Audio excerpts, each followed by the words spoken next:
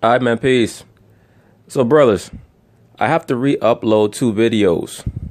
One of them is the video that I did on Mr. Kevin Love providing his perspective in regards to what he believes LeBron James is going to do in the offseason after the Cavaliers playoff run is ended. Also, I have to re-upload the video pertaining to who got the better of the Victor Oladipo versus Paul George trade. I have to re-upload both of those videos because this website is giving me a difficult time for whatever reason about those videos. It is what it is. There's no skin off my back. I'll just re-upload them for you brothers who may not have gotten a chance to listen to them. That's why I tell you brothers that someday you might come on this channel and they took it down. If that is what occurs, just look for me at Chronicles of Judah 145 or Chronicles of Judah re-upload or something like that. That may be until I form my own platform or what have you. But I like YouTube because it gives me a quick and easy alternative to just get my perspective out on various issues. And speaking of that, in regards to a lot of you brothers who have been commenting, asking me about the Janelle Monáe confession. I mean, brothers, to me, that's not even revelatory. I will be doing a video about that. I'm going to be covering that and other serious issues over the course of this weekend. Right now, I just want to stay on the cusp of the NBA playoffs because that provides me with a very, very big platform, not only to speak on something that I enjoy, being professional basketball, but it also brings in a lot of new listeners so that when I do parlay over into the serious topics, they can hear certain things on those videos as well. So that's the reason why I stay on top of the NBA playoffs. But I will be covering a lot of these other issues like Travis Ryan King and what occurred at the Waffle House in Antioch, Tennessee, as well as the Janelle Monáe situation, as well as Khalees and Nas, Fabulous and his woman Emily B, so on and so forth. There's a lot of videos that I have on tap. I just want to stay on top of the NBA playoffs right now. But this weekend, there will be some videos pertaining to serious topics coming. Once again, pardon me for the excessive static that you may hear in these video re-uploads. Peace. All right, man, peace. So one of the ongoing storylines of the NBA season, dating all the way back to the preseason, is where Mr. LeBron James is going to take his talents following this season, especially if the current cast of characters that he's assembled for what seems to be his last playoff run in the land, quote unquote, does not pan out to what he'd like it to be. Meaning what? If they get eliminated in the first round or second round, will that be a deciding factor in whether or not he leaves, or does he have his bags packed already? Well, they sat down with Mr. Kevin Love and they asked him the same question. So, of course, they're going to talk about it, and I'm going to chime in. There's the King James sweepstake paging Kevin Love, who spoke with our Dave McMenamin over the weekend. Yeah, I mean, it definitely could, but only one person knows what he's thinking, and that's Bron. I think at the end of the day, we would love to have a long run, but that's going to be up to not only him, but all of us. Well, the reason why you're saying that you'd love to have a long run, Mr. Kevin Love, is because you feel like you're number 2 on the depth chart right now. I guarantee that if they bring in a couple of top-notch free agents, which does not seem to be feasible right now because Cleveland is currently over the cap, but just hypothetically speaking, if you were still 3rd or even 4th on the depth chart like you were starting this season, falling behind Dwayne Wade and Isaiah Thomas, etc., when the trade deadline came about this past February and they told you that they were sending you somewhere else, I'm pretty sure that you would have been content with that. But since you believe now that you're standing side by side with Bron, yeah, now you want to have a long run with him. But I don't think that it's going to make a difference. I think that LeBron has his bags packed regardless. But we'll see. You never know with him. It could affect it, but that's, at least for me, out of sight, out of mind right now. To be quite frank with you, I did a video on whether or not Pat Riley would be able to recruit LeBron James back to Miami. Just from what I've seen watching the Miami Heat, they could be a championship contending team if they brought him back, because they have enough players to defend that he'll be able to save his energy on the defensive side of the basketball in the regular season and not look bad. They could just have him guard his zone like he does with Cleveland. The problem is he guards his zone with Cleveland and no one else on the team can guard. And then the fact that he's the only one playing zone defense while everybody else is playing man-to-man makes him look terrible. If he goes back to the Miami Heat, he'll have Hassan Whiteside there. He'll have Dragic there. He'll have Justice Winslow there. James Johnson there. A lot of guys who can really guard. And it would allow him to hide on defense. Now that I think about it, I think that LeBron James going back to the Miami Heat may be the most feasible for him. It may make the most sense from a financial perspective as well as from a winning perspective. Because the Heat are not that far away. Really, all they're missing is a superstar. Max, should the playoffs impact LeBron's future with Cleveland? Before Max answers, let me say this. I don't think that should has anything to do with it. Whether or not it will impact his decisions, I think he's already decided what he's going to do. I think that LeBron looks around his locker room and he sees Rodney Hood and he sees Jordan Clarkson, and he understands that the Cleveland Cavaliers, as currently constructed, have a bunch of 27 and 28-year-old ball players who are marginal NBA talent at best. They're not going to get any better than they already are.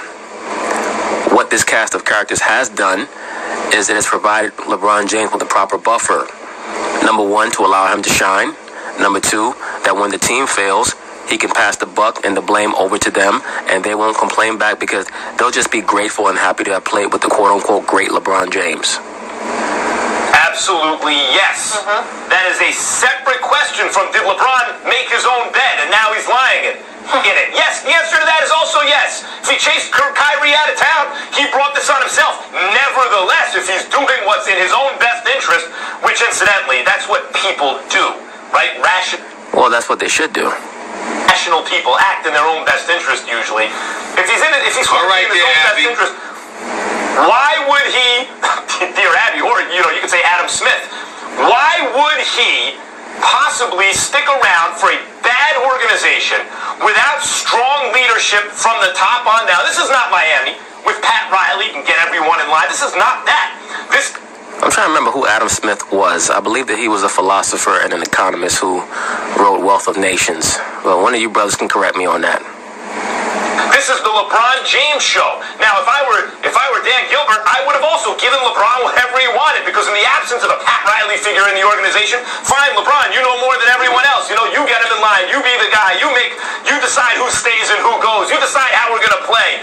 And look, it's worked out very well for Cleveland so far. But from LeBron's point of view, Cleveland is not a desirable destination. Sorry, it's simply not compared to. Sorry if you live in Cleveland and you like it. Other people seem to like Miami better and Los Angeles better. Well, of course, there are going to be people who prefer Cleveland, and those will tend to be the people who've never left Cleveland. They will have been born there, and they'll most likely die there, like an oak tree. New York better, and other call them sexier locales. It's difficult for Cleveland to.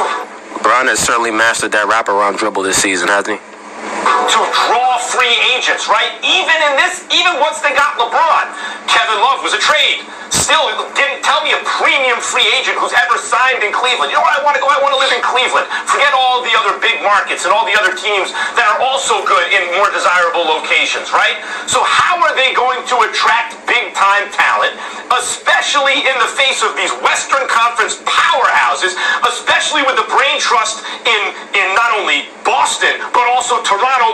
Those teams continually get better. Also Philadelphia and Miami. You keep talking about the Western Conference powerhouses. You better watch out for the Eastern Conference powerhouses. There's a reason why LeBron James is currently in a life or death struggle with the Indiana Pacers in the first round. The Eastern Conference has gotten better, and LeBron James is at a tipping point in his career.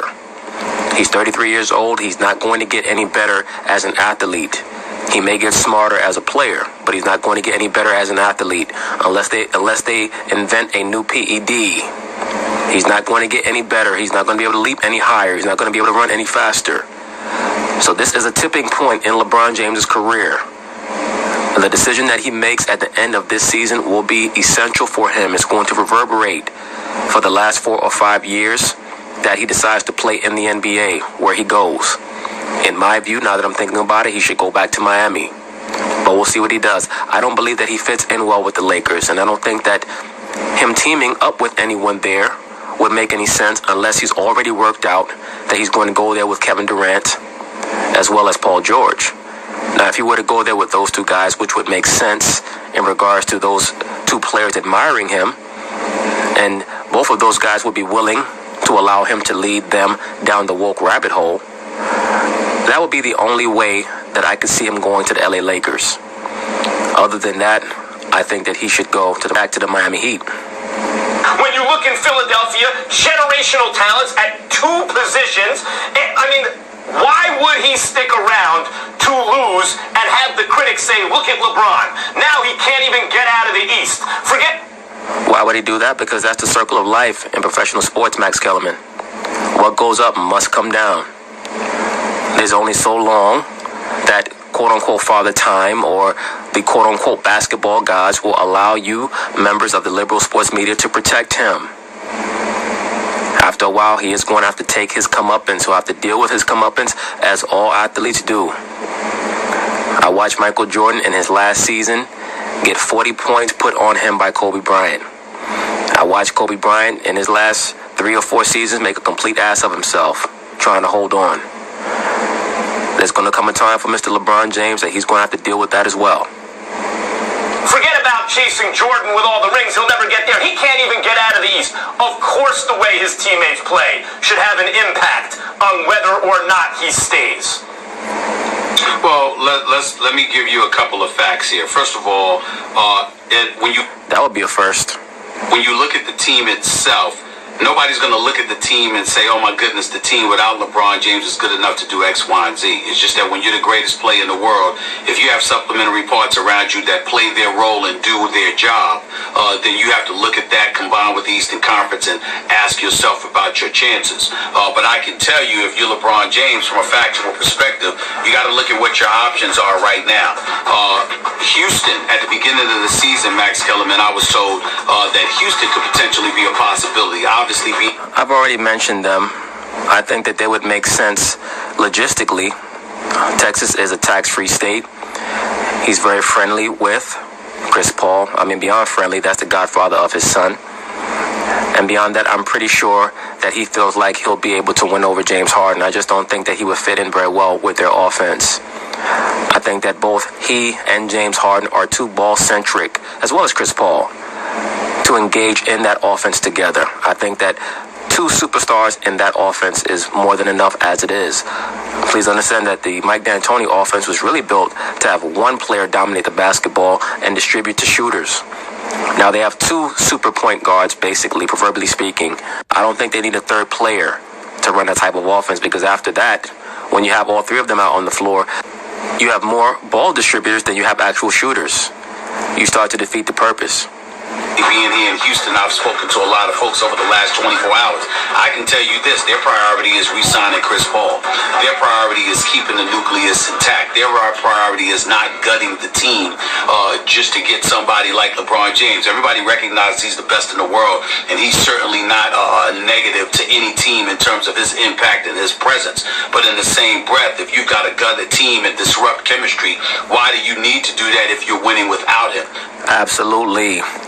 Once again, and this will be a very, very harsh blow to the ego of Mr. LeBron James. There's going to come a time, and it may not necessarily happen in this offseason, but there will come a time where he is going to try to make offers to certain teams, and they're going to rebuff him, and that's when he'll know that it's over. I think that no matter where he goes after the season, that he's going to end his career by coming back to the Cleveland Cavaliers for one last year, most likely when he's 40 years old or something like that, to play with his son. I could see him trying to play the Ken Griffey Sr., Ken Griffey Jr. angle and becoming the first father-son tandem to play together in the NBA. I think that in his mind, that would be a good way to cap off his career. And beyond that, I think that the Houston Rockets, if they were to try to sign LeBron James, they basically have to detonate their entire roster, and I don't think that they're going to be willing to do that. Those are the kind of questions teams like the Houston Rockets at this particular moment in time are asking themselves. So you look at Houston, and then you say, okay, that's probably not going to happen. You look at Los Angeles, okay, you go from Dan Gilbert to Magic Johnson. That's a gimme, but they're on the come up. But in the same breath, what are they going to be able to attract? It remains to be seen. That's why I've told you brothers already, watch out for a little under-the-table deal or agreement that LeBron James may have made with Paul George and Kevin Durant, don't be shocked to see all three of those guys go to the Lakers for next season. Don't be shocked. In my view, I think that LeBron James should go back to Miami. I think that team would give him the best chance to win over the next